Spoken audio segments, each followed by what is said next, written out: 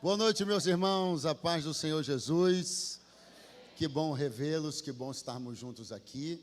Eu estou com muita satisfação desde a terça-feira, cooperando com as nossas igrejas, com o Aviva, e eu estou sendo muito abençoado, marcado pela presença de Deus. Participei de cultos extraordinários e hoje não está sendo diferente. Que culto bom, agradável, livre, como o Senhor está movendo-se com liberdade através do seu Espírito no nosso meio. Isso é maravilhoso. Eu quero convidar você a pegar a sua Bíblia e abri-la comigo no livro dos Atos dos Apóstolos, capítulo 1 e versículo de número 8. Atos dos Apóstolos, capítulo 1 e versículo de número 8. Glória a Deus, glória a Deus.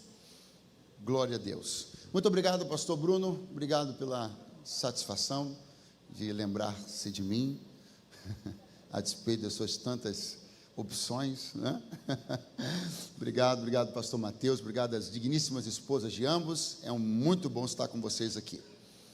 Atos 1 e 8, olha, reforçando aí, não perca, vem estar com a gente no dia 25 de outubro, vai ser muito precioso, muito poderoso, finalzinho do mês, há poucos dias do meu aniversário. Assim, isso não foi só um comentário, e eu vou fazer 40 anos, inclusive. Recupere-se do choque, fica calmo, ok? Então, assim, uma data muito importante, mas isso foi só um comentário, assim, aleatório, ok? Sem nenhuma pretensão de que você, de repente, enfim. Então, 25 de outubro, meu aniversário é 29, falei isso já, né? Então, 29. Então, 25 de outubro vai ser a nossa última vigília do ano, e vai ser um Pentecostes do Senhor, tenho certeza disso. E falando em Pentecostes, eu tenho uma mensagem pentecostal para pregar essa noite. Obrigado pelo entusiasmo de 18 pessoas, muito bom. Vou tentar de novo, eu tenho uma mensagem pentecostal para pregar essa noite. Coisa boa. Atos 1 e 8, glória a Deus. Bom estar aqui com Paulo Neto, Deus te abençoe, sua querida mãe, muito bom, prazer conhecê-la, serva do Senhor, sempre bom servirmos a Deus juntos. É um versículo muito conhecido, e eu quero que você leia com muito carinho, com muita atenção. É um dos textos clássicos para se falar sobre promessa de avivamento. Está escrito: mas recebereis a virtude do Espírito Santo, que há de vir sobre vós, e ser-me-eis testemunhas, tanto em Jerusalém, como em toda a Judeia e Samaria, e até aos confins da terra. Mas recebereis a virtude do Espírito Santo, que há de vir sobre vós, e ser-me-eis testemunhas, tanto em Jerusalém, como em toda a Judeia e Samaria, e até aos confins da terra. Quantos dizem amém esta noite? Meus irmãos, nós estamos num momento bíblico muito tremendo, um momento chave para a vida dos apóstolos e para a vida da igreja, porque Jesus havia ressuscitado já há 40 dias atrás, e estava dando fim a um período do seu ministério que chamamos de ministério pós-ressurreição. Ele começa imediatamente após a ressurreição de Jesus e termina com a sua assunção. Pois bem, Jesus estava conversando com os seus discípulos, instruindo-lhes e falando a respeito de algumas coisas futuras.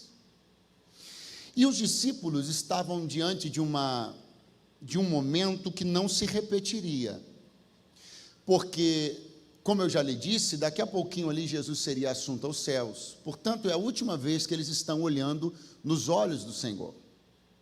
É a última vez que eles estão ouvindo a voz do Senhor dessa maneira, como você está ouvindo a minha voz agora. É a última vez que eles estão podendo tocar um corpo tangível do Senhor Jesus. E numa hora como essa, você de repente tende a colocar aquela pergunta que você guardou durante muito tempo e que agora parece oportuno fazê-la, porque, afinal de contas, é a sua última chance. E fazendo essa pergunta, naturalmente, vai ser demonstrado o que está preocupando, inquietando, quais são as questões importantes. Ninguém vai fazer uma pergunta num momento como esse, se essa não for uma pergunta muito importante, de um tema muito importante, que causa aflição. Alguém está me entendendo? Diga amém? Pois bem. Então, Jesus vinha falando a respeito de tempos futuros, quando, de repente, os discípulos vão interromper o Senhor e vão dizer: mestre, nesses tempos que o Senhor está falando aí, será nestes tempos que será restaurado o reino a Israel? Preste muita atenção, porque essa é uma pergunta que ela tem um cunho muito político, também tem um cunho social, até tem um pouco de cunho espiritual. Mas essa é uma preocupação muito grande, essa é uma questão que inquieta aquelas pessoas. Os discípulos estão sendo um pouco parecidos com o restante dos homens judeus. Porque por mais que a gente às vezes tente se diferenciar, se tem algumas coisas em nós que ainda nos fazem parecidos com as pessoas comuns, uma hora isso vai aparecer. Por mais que a gente possa, às vezes, desejar, projetar, aparentar uma espiritualidade, se nós ainda temos uma mentalidade muito carnal, uma hora isso vai, normalmente, uma hora isso vai. Por mais que a gente tente, nos apresentar diante da sociedade, diante da igreja, diante dos nossos líderes como pessoas maduras, se nós somos imaturos, a qualquer hora dessas, algumas questões imaturas transborda, não tem jeito. É isso que nós estamos vendo aqui, Jesus num assunto muito espiritual, e de repente transborda deles uma questão, e a questão é, repito, neste tempo, ou seja, no tempo que o Senhor está falando aí, será restaurado o reino a Israel? O que basicamente essa pergunta significa? Nós Israel, voltaremos a ser uma nação independente? Porque desde o retorno do cativeiro, Israel foi uma nação vassala. Teve reis, vassalos, comandantes, vassalos. Era uma organização, tinha seu líder, tinha seu colegiado, tinha seus sacerdotes, tinha sua estrutura, mas vassalo, sempre vassalo, desde o cativeiro. E os discípulos querem saber quando deixaremos de ser vassalos, quando o reino será restaurado a nós, quando nós voltaremos a ser uma nação independente que não esteja sob o comando, seja de Roma ou seja de qualquer outro império dominante da terra. Aí Jesus responde assim: não vos pertence saber os tempos ou as estações que o Pai estabeleceu pelo seu próprio poder. Eu não sei se, além dos discípulos e de mim, mais alguém aqui já apresentou uma questão para Deus, e o Senhor simplesmente disse, ou você entendeu pelo silêncio: não te compete saber a resposta dessa pergunta. Eu não sei se além de mim e dos discípulos, alguém já demorou muito tempo para criar coragem para fazer uma pergunta para Deus, para ouvi-lo dizer: não te compete saber a resposta desta pergunta. Parece que de repente tudo vai ficar muito constrangedor até. Parece que a despedida será imersa num ambiente um tanto quanto denso, tenso e desagradável. Afinal de contas, Jesus está dando uma resposta bastante dura. Não compete a vocês, é como dizer, não é da conta de vocês saber o que vocês estão querendo perguntar. Só que de repente, quando Jesus lança isso, E eles podem ou tendem a se sentir desprotegidos, desguarnecidos, despreparados, sem telhado, sem chão, sem saber como a gente fica, como vai ser o futuro, como as coisas vão acontecer. Aí Jesus entra no verso 8: mas recebereis a virtude do Espírito, que há de vir sobre vós. O verso 8, ele é tão celebrado no meio pentecostal, ele é tão amado, ele é tão celebrado, tão pregado, que faz-se até um equívoco grave: isolá-lo sem entender que ele está íntima e diretamente ligado ao verso anterior. Até porque ele começa com a palavra mas. Se o verso 8 começa com a palavra mas, nós temos uma questão literalmente ou literariamente que nos prende ao verso anterior. Não dá para começar uma frase com mas, sem que isso esteja ligado a algo que aconteceu anteriormente.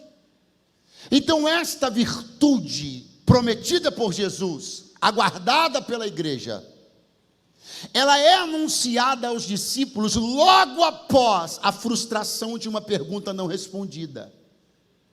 Esta virtude anunciada por Jesus, esperada pela igreja, ela é apresentada por Jesus aos discípulos em meio a um momento onde eles estão abatidos, porque o tempo que eles queriam conhecer não era possível ser conhecido. Então, que virtude é esta, pastor? Se não uma virtude que entra perfeitamente para preencher a lacuna das respostas que não tive, das portas que não abriram, das curas que não recebi. O mas de Jesus está retumbante nos nossos ouvidos esta noite, e ele me trouxe para dizer: nem sempre suas questões serão respondidas, nem sempre o tempo que você quer saber será conhecido, nem sempre a porta que você bater vai se abrir, nem sempre o que você quiser será do jeito que você quiser, mas recebereis a virtude do Espírito. E já tem uma notícia: não se engane, ela não é uma balinha, ela não é um docinho para colocar na boca de criança que não recebeu o que queria, ela não é um consolo ridículo, ela não é uma tentativa pequena de fazer com que alguém pare de chorar. Não, não é chupeta na boca de criança. Virtude compensa, completa, preenche. Virtude faz o crente ficar de pé. Oh, aleluia! Aleluia! A respeito de todas as perguntas que ainda estão sem resposta, Deus me trouxe hoje aqui para dizer: mas tem virtude disponível. A respeito de todas as coisas que a estas alturas, quase no meado de julho, não aconteceram este ano, o Senhor me trouxe para lhe dizer: mas recebereis a virtude. Só existe um elemento que vem do céu para o homem e que faz com que o homem possa suportar o tempo da espera de pé e crente, e esse elemento se chama virtude.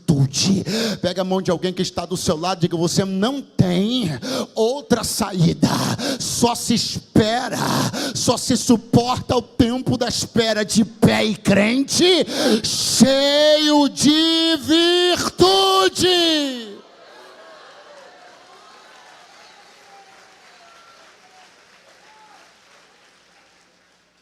Pastor, o senhor está falando de tempo de espera? Tô. Quanto? Muito. Qual foi a pergunta que os discípulos fizeram a Jesus? Quando, ou melhor, nesse tempo que o Senhor está falando, será restaurado o reino de Israel? Então, ou seja, Israel se tornará uma nação independente e reconhecida. Neste tempo, Jesus disse: não compete a vocês saber os tempos que o Pai determinou. Sabe de que ano Jesus estava falando? 1948. Você sabe quando a pergunta dos discípulos tornou-se respondida? Quando a ONU reconheceu o Estado de Israel, na década de 40. Nós estamos no ano 0. Sabe quanto tempo demorou para aquilo acontecer, que eles queriam saber? 1948 anos. E você está achando que está esperando demais. Mas eu só tenho uma palavra para te dizer: com virtude, você vai suportar o tempo da espera. Com virtude você vai suportar o tempo da espera. Vou tentar de novo. Com virtude você vai suportar o tempo da espera. Nós recebemos uma palavra em Atos 1:8. E nós sabemos muito bem quando ela vai se cumprir. Diga comigo, Atos 2. Mas entre Atos 1:8 e Atos 2 temos um caminho a percorrer. Entre Atos 1:8 e Atos 2 temos um evento em particular a ser considerado. Evento esse sem o qual entendo que os acontecimentos de Atos 2 seriam fortemente prejudicados e impactados. Pastor, o que o senhor está falando? Eu estou falando que entre, preste atenção, a promessa e o cumprimento, não raramente existe uma reunião difícil. Vou repetir. Entre a promessa e o cumprimento, não raramente existe uma reunião difícil. Pastor, eu vou participar? Não, você vai presidir. A parte mais difícil é que você não será um participante desta reunião. Você será o presidente desta reunião. Você vai invocar essa reunião, vai convocar a reunião, melhor dizendo. Você vai formular a pauta. Você vai se colocar de pé. Vai dizer o que tem que ser dito. Vai ter de olhar para alguns olhares contrariados. Vai tomar providências difíceis, tocando em assuntos tensos, debaixo de um ambiente denso. Mas quem tem coragem de fazer reuniões difíceis, chega em Pentecostes.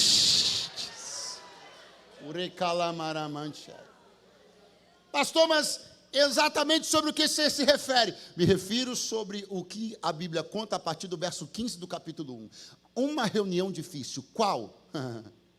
A reunião onde o tema, muito light, traição e suicídio de Judas, teria que ser trazido à pauta, para uma outra questão, então, entrar em vigor. Quem entra no lugar dele? Temos dois para escolher. Um será escolhido, o outro será contrariado, porque todo mundo que não é escolhido costuma ficar contrariado. Então, escute muito bem. A igreja passou por uma reunião difícil antes de chegar em Pentecostes. Porque não existe a possibilidade de que as pontas não sejam aparadas. Não existe para Deus a possibilidade de que se chegue em Pentecostes com assuntos não resolvidos, demandas não supridas, sujeiras embaixo do tapete, assuntos engavetados, confrontos que não aconteceram. Deus me trouxe para dizer, não é só sobre Pentecostes, uma série de promessas que eu fiz para você, eu estou mantendo-as de pé, elas só não aconteceram porque você adia a reunião toda semana. Experimenta tratar do que tem que ser tratado. Experimenta convocar uma reunião na sua família amanhã e começar a dizer o que tem que ser dito para quem precisa ouvir. Experimente parar de fazer vista grossa para as questões que estão acontecendo debaixo das suas barbas, homem de Deus, porque o Senhor me trouxe aqui para dizer, eu tenho uma bênção para o teu sacerdócio, eu tenho um futuro para os teus filhos, mas tenha coragem de fazer aquela reunião difícil. Não queremos. Não queremos. Pastor, eu não posso fazer a reunião. Por que não pode? Porque o assunto é tenso, é mais tenso do que a traição e suicídio de um companheiro de ministério que caminhou com você 3 anos e meio. É mais tenso do que isso. É mais tenso, não pastor, é porque é muito decisivo. É muito decisivo. É mais decisivo do que ter que colocar no lugar, para se tornar um dos 12, com cadeira garantida até no Apocalipse.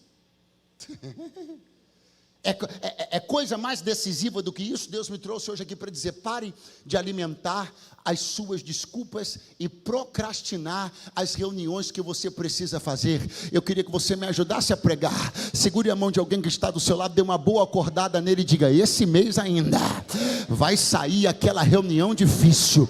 Esse mês ainda tu presidirás uma reunião difícil, mas Deus é contigo, Deus é contigo, Deus é contigo, Deus é contigo, Deus é contigo, Deus é contigo, Deus é contigo, Deus é contigo. Mas, pregador, a reunião é difícil, o tema é difícil, as pessoas que vão estar na reunião são difíceis, é tudo difícil. Eu estou precisando me animar um pouco mais, você pode me ajudar? Vou te ajudar. Eu estou precisando de um estímulo para presidir essa reunião, você pode me ajudar? Vou te ajudar.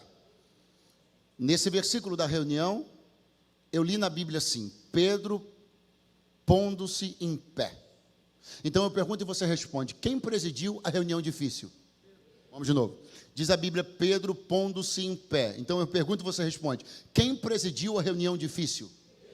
Você acha que alguém estava olhando ali dizendo: como eu queria estar no lugar dele? Sim ou não? Sim ou não? Aprenda isso. Haverá horas que você estará em lugares que ninguém quer estar, fazendo coisas que ninguém quer fazer. Haverá horas que a sua posição não será invejada, que alguém vai dar graças a Deus de não estar no seu lugar. Só que isso é sobre a fase 1, logo vem a fase 2. Porque depois que veio o Pentecostes, não foram os que ficaram sentados que se levantaram, foi o que presidiu a reunião difícil, que se colocou de pé, anunciou a palavra e 3.000 pessoas se converteram. Pastor, aonde o senhor quer chegar? Faça o que ninguém quer fazer agora, e Deus te colocará para fazer o que todo mundo quer fazer. Aleluia! Glória a Deus! Esse Deus que tem uma balança de equidade, esse Deus que chama a nossa justiça de trapo de imundícia, esse Deus que é justo e coerente em tudo, escute isso, porque eu tenho um pouquinho de caminhada com Ele, mínima, mas suficiente para te dizer: Ele trabalha assim. Aceitou presidir a reunião difícil? Aceitou estar onde ninguém quer estar? Então é você que eu vou colocar onde todo mundo gostaria de estar. Eles hoje não invejam a sua posição, amanhã invejarão sua posição, mas eles vão se lembrar que ficaram todos calados e não fizeram a reunião, mas você fez a reunião. Então você é o primeiro pregador do Pentecoste, você é o primeiro pregador. Eu estou profetizando aqui, se alguém quiser levantar a mão, uma boa hora. Deus vai honrar teu peito, tua raça e tua coragem de fazer o que tem que ser feito. Glória! Eu sirvo a um Deus que honra. Eu sirvo a um Deus que honra um cabra macho. Eu sirvo a Deus que honra uma mulher de Deus. Eu sirvo a Deus que honra uma pessoa que tem coragem de fazer o que tem que ser feito. Não é o que eu quero fazer, é o que tem que ser feito.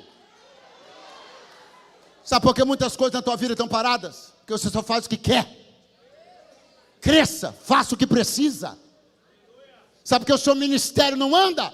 Porque você só faz o que você quer. Faça no seu ministério o que é necessário. Quem faz o que é necessário, a mão de Deus está com ele. Aleluia. Pedro presidirá essa reunião difícil. E eu preciso chegar em Atos 2. Aleluia. Quem está ansioso para chegar? Aonde nós vamos chegar, pregador? Na festa. Aonde vamos chegar? O povo judeu sempre foi um povo muito festivo. E isso não foi coisa deles, isso foi coisa de Deus. Deus foi o autor, Deus foi o legislador de todas as celebrações instituídas no Antigo Testamento. Foi Deus que disse: faz nesse dia, termina nesse dia, vai durar tantos dias, vai ser assim, assim, assim, assim. O próprio Deus elaborou com muito cuidado e com muito regozijo as festas do calendário judaico. Se houve um grande prejuízo em tempos de cativeiro, foi a desativação destas festas. E todas as vezes que houve um avivamento em Israel, sempre as festas voltavam.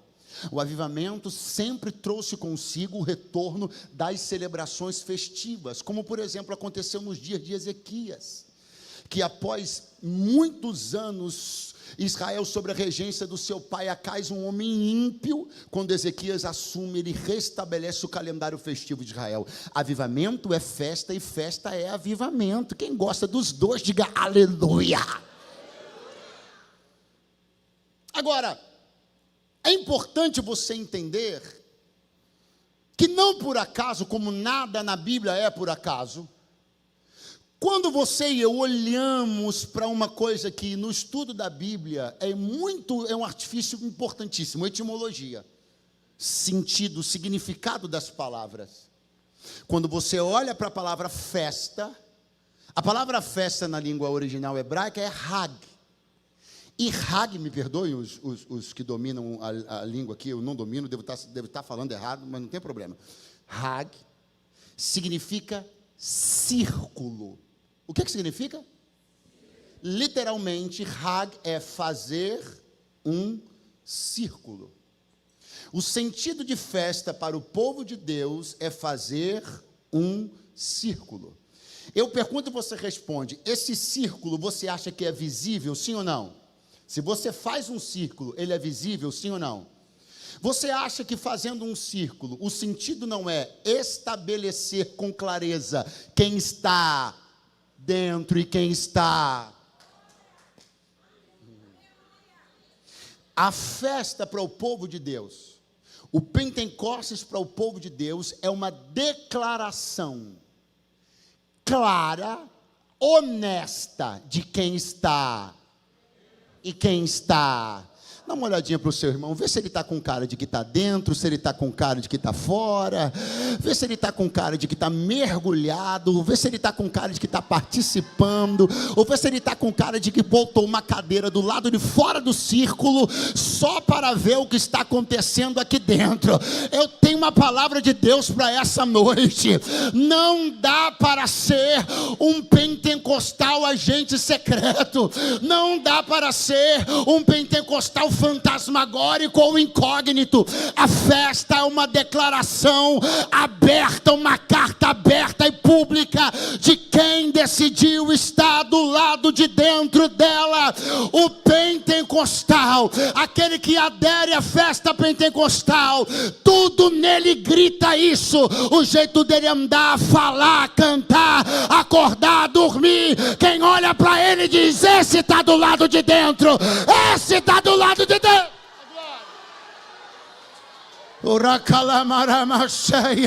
Eu tenho uma palavra de Deus para você que estava como espectador desde a terça-feira.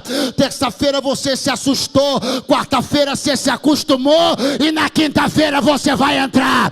Terça-feira você se assustou, quarta você se acostumou, mas na quinta você vai entrar. Entra, entra, entra, entra. Pastor, preciso me sentir convidado a entrar. Ok. Preciso me sentir empolgado a entrar. Amém. Preciso me sentir animado a entrar. O senhor que está aí do lado de dentro, fala para mim mais ou menos como é que está aí, para eu saber se vale a pena entrar. Então eu vou te falar como é que está aqui. Aqui do lado de dentro nós acreditamos. Aqui do lado de dentro acreditamos que pessoas que falam português, inglês, alemão, japonês, quando recebem a virtude do Espírito Santo, eles falam em outras línguas, não são línguas conhecidas, não há escola de idiomas que as possa ensinar, não há poliglota que domine estas línguas. Elas podem ser faladas pelos doutos, podem ser faladas pelos indoutos. Pastor, como é que está aí dentro? Eu vou te falar, aqui dentro a gente acredita que os milagres não ficaram resumidos à igreja primitiva. Aqui do lado de dentro, a gente acredita que Jesus Cristo é o mesmo ontem, hoje, será eternamente. Aqui do lado de dentro, é uma confissão de fé pentecostal. Aqui do lado de dentro não somos cessacionistas, porque não cessou o fogo, não cessou a cura, não cessou a glória, não cessou a graça. Aqui do lado de dentro somos continuistas, porque o poder que a igreja de Atos 2 recebeu, a igreja do Recreio recebe também. Aqui do lado de dentro, nós acreditamos em milagres. Aqui do lado de dentro, eu olho para a Bíblia e vejo a Bíblia dizer que João Batista, nele encerrou-se a lei e os profetas. Mas aqui do lado de dentro eu entendo que a Bíblia está falando sobre o ministério canônico dos profetas. Então João Batista é o último dos profetas canônicos, porque aqui do lado de dentro eu acredito que Deus ainda levanta profetas.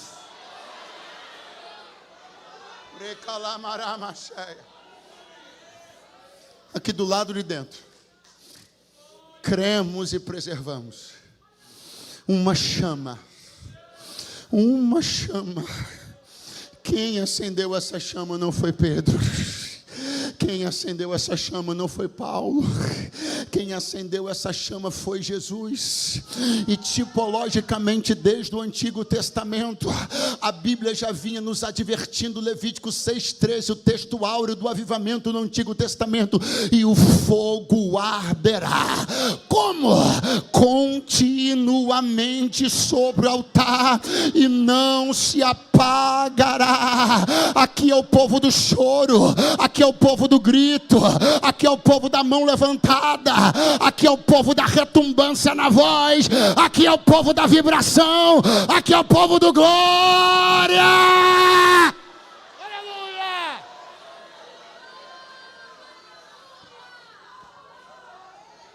Nós estamos do lado de dentro, e alguém está achando que esta é uma fala sectarista, mas ela está longe de ser sectarista.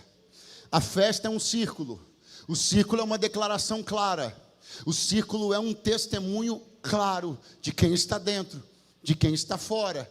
Não estou dizendo que quem está fora do círculo pentecostal não é salvo, não é abençoado, mas eu estou pregando numa conferência de avivamento, numa igreja pentecostal. Então me permita puxar sardinha para minha brasa, inclusive, porque brasa aqui não falta, para lhe dizer que é coisa boa receber o mover de Deus na vida. Quem concorda, levante a mão e diga glória a Deus.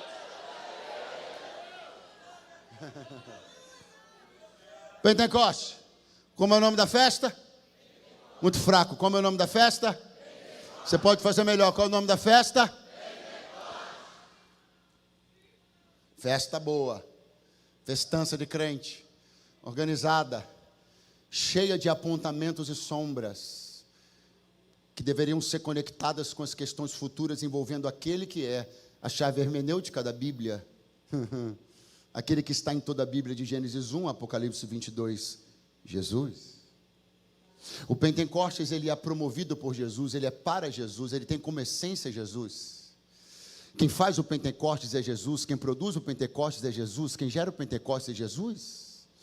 Nenhum homem de Deus, por mais poderoso em palavras ou em unção que fosse, poderia derramar tamanho poder sobre uma igreja, um poder suficiente para transcender décadas, séculos, milênios e continuar, e continuar tocando pessoas, sensibilizando pessoas, quebrantando pessoas. Jesus é a chave do avivamento, ele é a chave, a essência e a razão do Pentecostes. Diga glória a Deus por isso. Como eu lhe disse, todas as festas tinham um cerimonial muito bem estabelecido, cuidadosamente elaborado, e com o Pentecostes não era diferente. E há algo sobre o Pentecostes que é muito lindo, muito messiânico e muito poderoso. Eu acho que você vai dar um glória a Deus agora. Não é possível que você não dê um glória a Deus. Eu sinto que você vai dar um glória a Deus. Vai ser seu primeiro glória a Deus. Aleluia. Porque Existe um gesto, um ato. Essa palavra é boa, ato. Existe um? Você pode fazer melhor. Existe um ato final da festa de Pentecostes. Um ato na festa de Pentecostes que ele é muito, muito emblemático, muito poderoso. É o erguer do feixe de trigo. A festa de Pentecostes, ela tem uma conexão com colheitas. Com o que mesmo? Então, dentro desta conexão e contexto, na festa do Pentecostes se erguia um feixe de trigo. O feixe de? Então, a celebração do Pentecostes, a essência do Pentecostes, ela está ligada ao erguer do feixe de? Uma vez os discípulos quiseram dar uma de, eu nem sei o que, e disseram: Senhor, tu não tem pena de falar esse negócio aí que você vai morrer? Aí Jesus falou assim: deixa eu explicar uma coisa para vocês. Se o grão de trigo não cair no chão e morrer, pastor, então me explica isso. Com todo prazer. Estamos em Pentecostes, em Atos 2. 50 dias atrás aconteceu a Páscoa. Jesus tinha morrido na sexta e ressuscitado no domingo. O grão de trigo caiu na terra na sexta, brotou no domingo, e 50 dias depois apareceu erguido no Pentecostes. Vou tentar de novo. O grão de trigo caiu no chão na sexta, brotou ressuscitado no domingo, e 50 dias depois em Pentecostes não era mais um grão, era o feixe de trigo erguido, ressuscitado e poderoso. Igreja de Jesus, levante a mão bem alto, tira 5 segundos do teu tempo precioso para dizer glória ao nome do feixe que não está caído, o feixe que não está enterrado, o feixe que está erguido e ressuscitado. A Ele a glória nesta noite. Agora escute bem, porque eu preciso chegar em Pentecostes. Cumprindo-se o dia de Pentecostes. Cumprindo-se. Repete comigo: cumprindo-se o dia. Então avisa o seu vizinho: tinha dia. Fala para ele: calendário, organização. Eu quero mostrar a você que nós estamos falando de uma coisa tem um dia. Tem que bater certinho. A Páscoa é aqui, conta 50 dias. Penta, fala de 50 dias depois. Então ele está conectado com a Páscoa, o que aconteceu 50 dias antes, 50 dias depois vai ter Pentecostes. Há um dia, há um calendário. Isso fala sobre uma questão muito importante.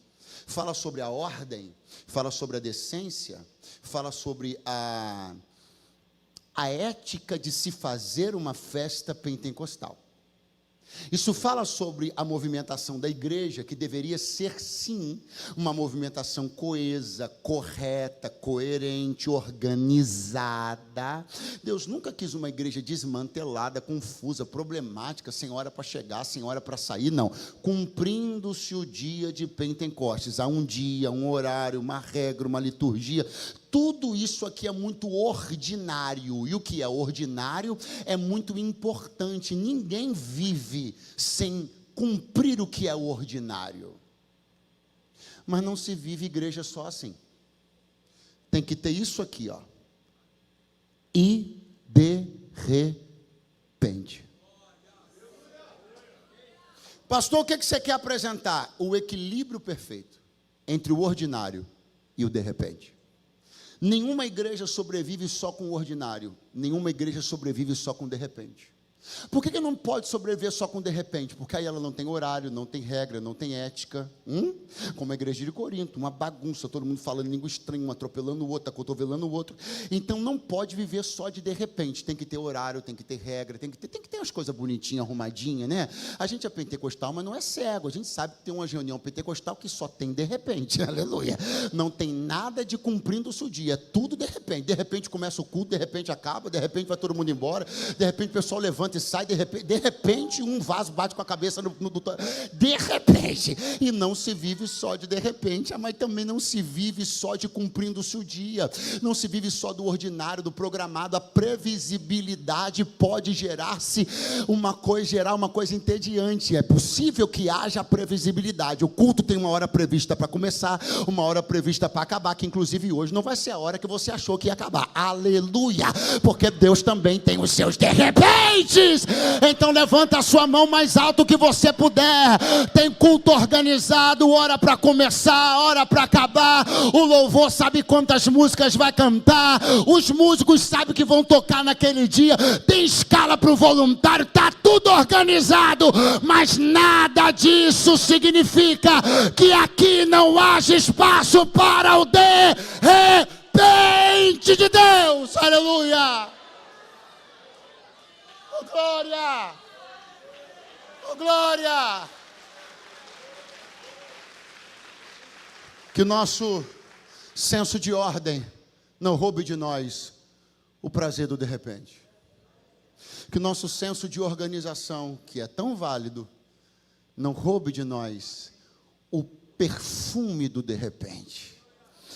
Ter o de repente é viver uma vida que não está resumida à previsibilidade. Ter o de repente é viver uma vida que não é religiosa. Ter o de repente é deixar o Espírito ser Espírito, deixar Deus ser Deus. Ter o de repente é deixar a palavra fazer o que ela quiser. Ter o de repente é insurgir-se contra a monotonia. Ter o de repente é se levantar contra o engessamento espiritual. Ter o de repente é estar aberto para deixar Deus fazer o que Ele quiser, na hora que Ele quiser. Então acorda, a pessoa que está do teu lado, fala para ele: eu estou sentindo que está faltando um pouquinho de repente na tua vida, mas de repente Deus te pega, de repente Deus te enche, de repente Deus te cura, de repente Deus sacode, de repente.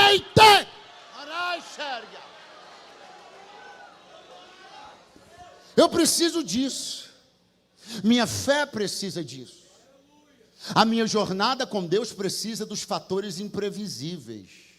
Eu preciso deixar Deus me preparar surpresas, eu preciso deixar o Espírito Santo me dar uns sustos, acelerar meu coração, jogar minha adrenalina lá em cima. Aleluia, oh glória a Deus. De repente o que aconteceu, pastor?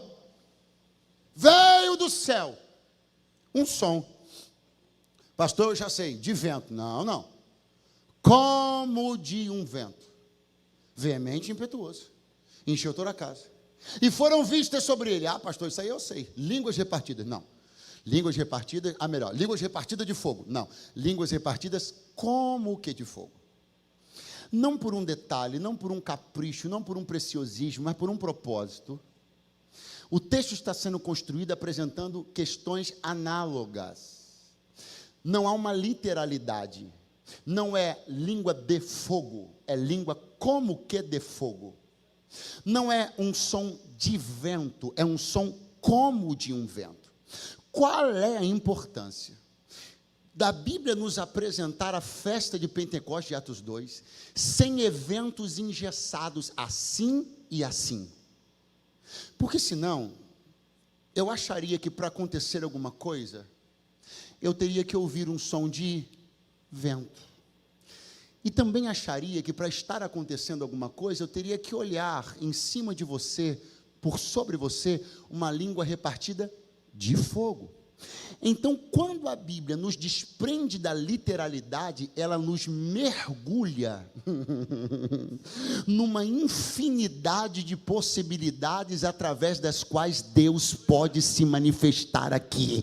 Eu vou tentar de novo, porque se isso fosse literal, eu olharia para cá e pensaria em apenas duas maneiras de achar que o Pentecostes estaria acontecendo, mas não é literal.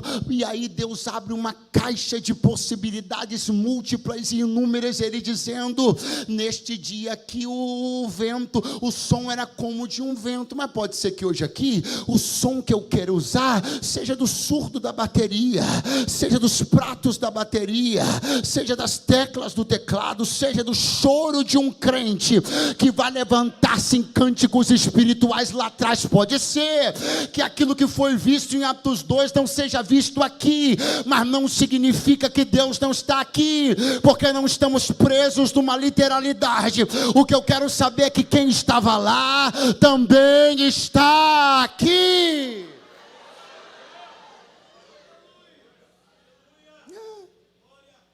120 pessoas, fechei a Bíblia, cheias do Espírito Santo.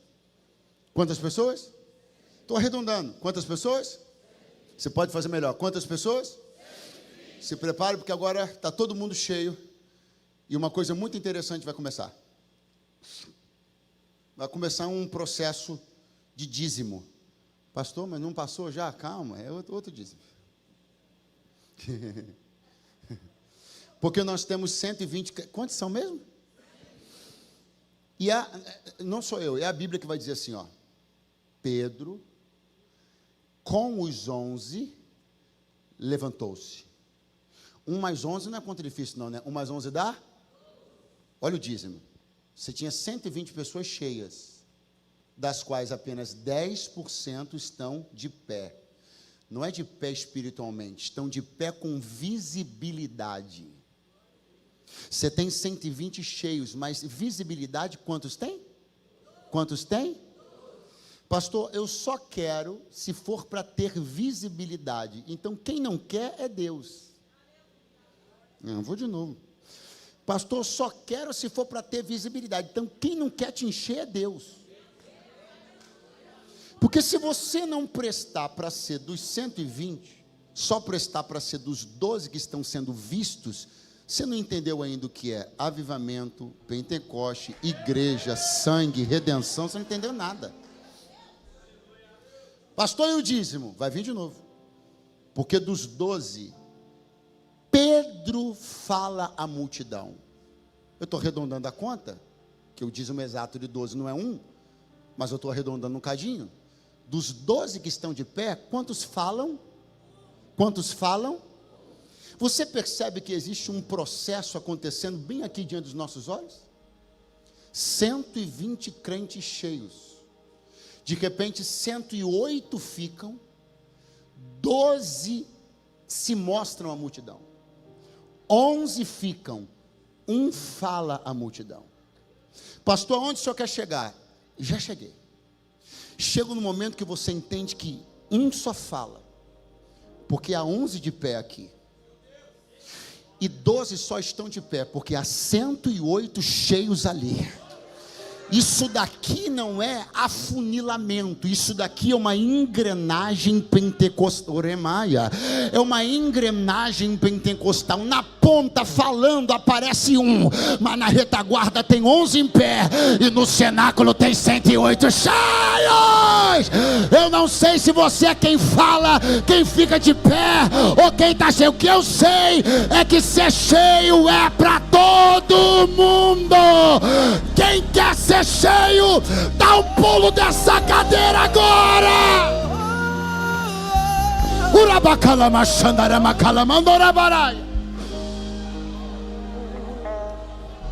Não se engane.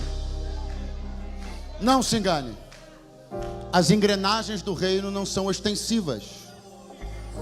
As engrenagens do reino são cuidadosamente escondidas.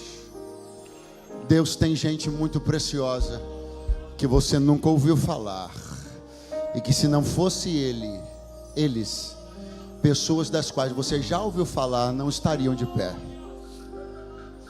Eu não digo isso com falsa modéstia, mas eu não tenho um nome assim tão conhecido no Brasil. Sou conhecido, porém não tão conhecido. Mas aqui na minha igreja, aqui na Devec Recreio, eu penso que a grande maioria das pessoas aqui me conhece. Então vamos lá, você conhece o pastor Eduardo Gonçalves? Você conhece ele? Abaixa só um pouquinho. Você está me vendo de pé hoje aqui, sim ou não? Você está ouvindo a minha mensagem, sim ou não? Você me conhece? Você conhece a Consuelo Maria? Conhece? E se eu te dissesse que eu só estou hoje aqui de pé por causa da Consuelo Maria?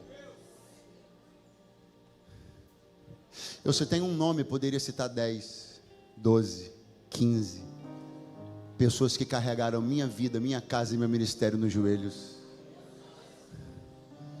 Ninguém está de pé falando sem uma retaguarda. Escute-me bem, porque estar nessa retaguarda é tão honroso quanto estar na frente falando.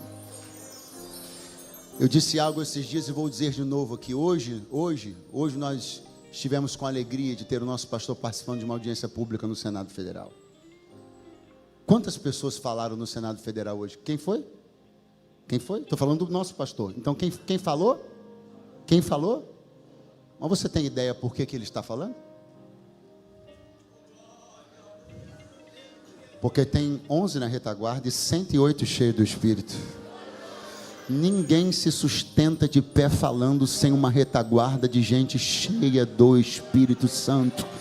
Levante a tua mão mais alto que você puder. O que Deus vai entregar a você vai sustentar um ministério de alguém, a vida de alguém, o negócio de alguém, a família de alguém. Eu estou pregando para gente que é engrenagem poderosa no reino de Deus. Uns vistos, outros não, mas todos eles cheios.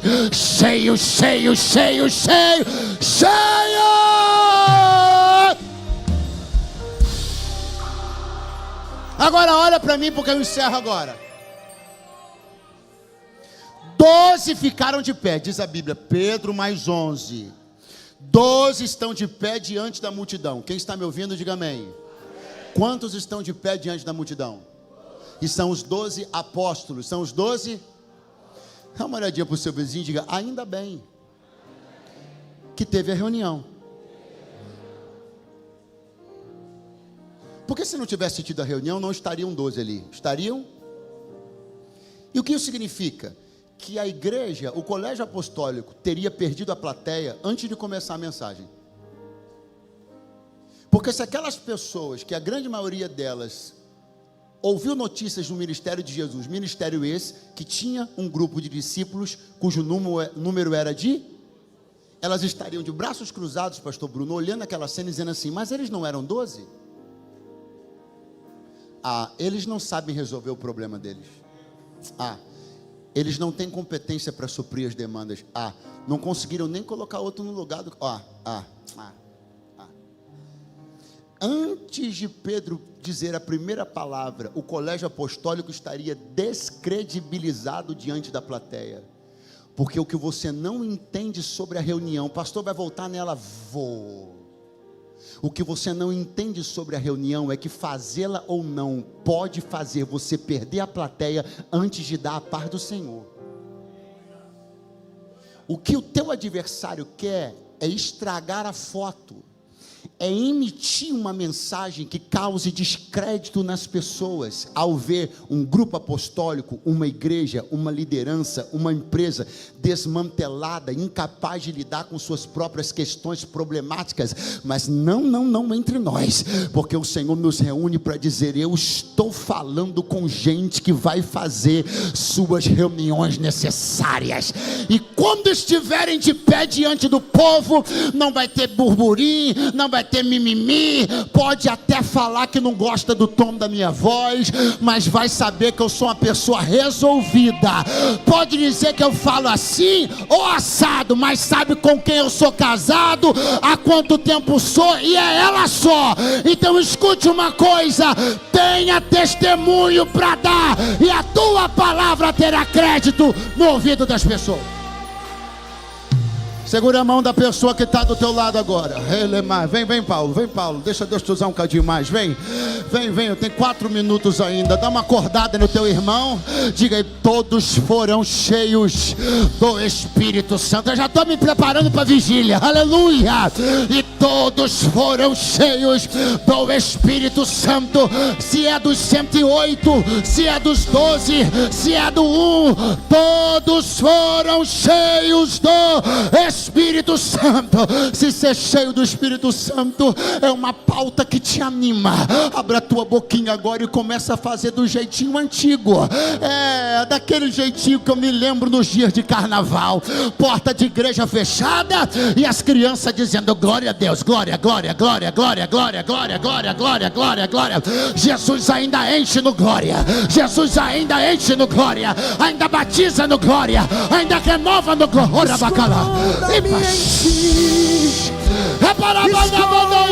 em ti, nas asas do teu amor.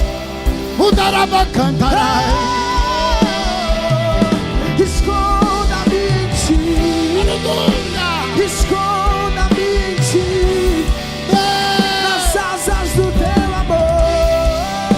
Seja cheio do Espírito Santo.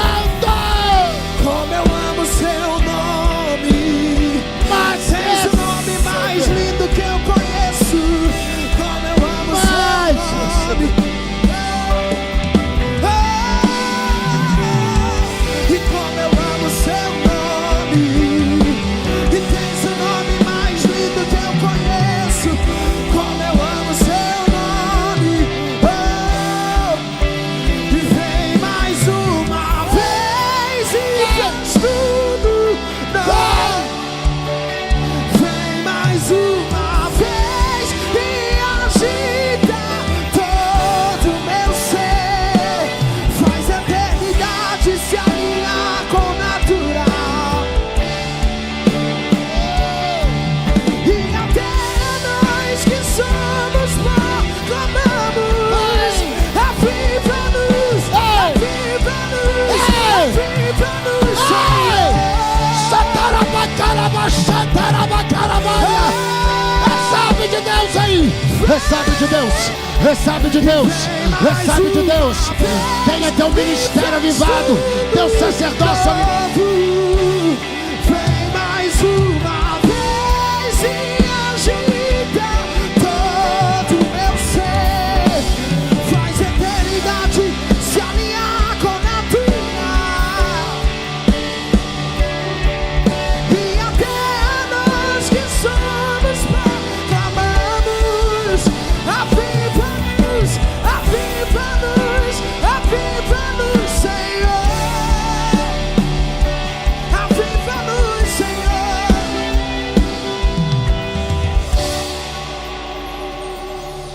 Eu não sei se a pergunta que você trouxe para fazer para Jesus essa noite será respondida do jeito que você gostaria, mas recebereis a virtude. Eu não sei se ainda essa semana a porta que você deseja vai se abrir, mas recebereis a virtude, e debaixo dessa virtude tu suportarás o tempo da espera. Dá um abraço na pessoa do teu lado agora e diz: com virtude você suporta o tempo da espera. Com virtude você suporta, você suporta, você suporta.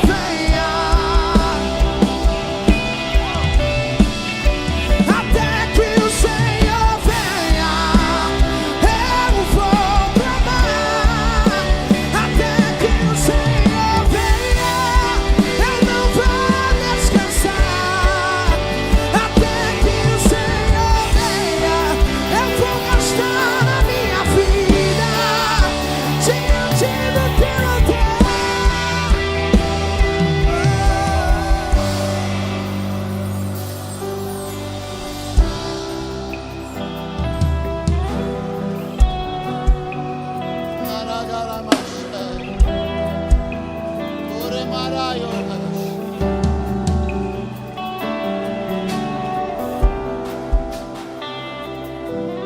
Uma festa pentecostal não é reunião de pessoas alienadas. Uma festa pentecostal como essa não é uma reunião de pessoas que fingiram que não tem problemas. Só que daqui do lado de dentro desse círculo, desfrutamos de uma paz que excede todo o entendimento. Do lado de dentro desse círculo, o amor de Deus encheu o nosso coração abundantemente. Do lado de dentro deste círculo, temos paz em meio às mais sangrentas batalhas. Aqui dentro deste círculo, temos esperança numa eternidade com o Salvador. Não existe vida cristã sem uma decisão poderosa e firme. Entrar para um círculo quererá dizer abandonar algumas rodas. Estar no círculo do avivamento implicará em abandonar algumas rodas de escarnecedores. Mas o Senhor está mandando eu te dizer: é tempo de você decidir. Você está flertando com a ideia de ser crente há muito tempo. Não há mais tempo para flertar. Você está como espectador das coisas que Deus tem feito há muito tempo. Não há mais tempo de você ser espectador. Decida estar do lado de dentro, onde há graça, perdão e salvação. Pastor, eu estou do lado de fora. Reconheço estar do lado de fora. Até achei que estar do lado de dentro não era para mim, mas eu estou me sentindo convidado. Eu sinto o Senhor me chamar, e eu não vou mais ficar com peninha de mim mesmo, não. Eu vou entrar, eu vou tocar, eu vou ser abraçado por Deus, eu vou aceitar o amor e o perdão de Deus. Eu quero uma vida nova a partir dessa noite. É com você que eu estou falando? Você é essa pessoa? Se você nunca fez uma decisão com Jesus dentro de uma igreja evangélica publicamente e quer fazê-la agora, e dá um sinal com a sua mão, sai do seu lugar e vem no altar aqui. Eu quero orar por você. Onde você estiver, sai do seu lugar e venha no altar aqui agora, caso você deseje fazer uma aliança com Deus pela primeira vez. Agora, se você está afastado de Jesus e da igreja, se todas essas coisas que eu preguei aqui foram familiares para você um dia, mas se você está fora do círculo, mas está morrendo de saudades e quer voltar à posição que você nunca deveria ter deixado, hoje é a tua noite. Reconcilia-te com o teu Senhor. Se você quer voltar para Jesus, sai do seu lugar onde você estiver agora, me dê um sinal com a sua mão e corra aqui no altar, porque eu vou orar por você. Se você deseja isso, venha agora. Levante as mãos para que eu saiba que você está chegando e eu vou te esperar. Venha no altar agora se você deseja. Nunca fez uma aliança com Deus? Pastor, já creio com meu coração. Glória a Deus, pode vir, querida.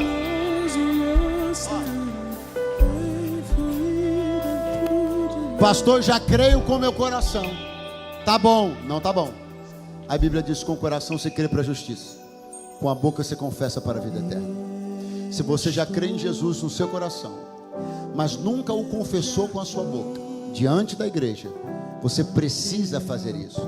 Isso não é uma invenção minha, isso é bíblico. Não concluiu ainda. A vida eterna não está garantida, porque você precisa de uma confissão com a boca. Venha confessar Jesus com os teus lábios agora. Se você quer, levante a sua mão e venha no altar. Se você está afastado de Jesus e da igreja, eu estou passando a palavra para o pastor Bruno. Se você está longe de Jesus, quer reconciliar-se, sai do seu lugar agora. Você ainda tem alguns segundos até o homem de Deus começar a orar. Deus te abençoe.